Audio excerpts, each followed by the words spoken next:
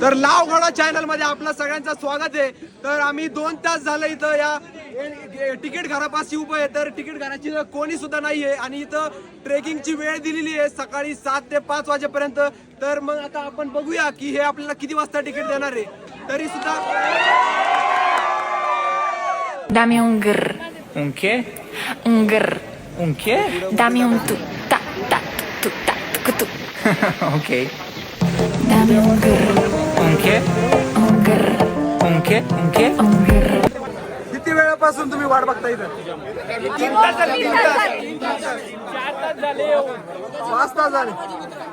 तर बरोबर आहे गाईस। तर विषय कसा आहे, जर तुम्हाला यायचं असेल तर वीकेंड्सला अर्ली मॉर्निंग या। जर तुम्ही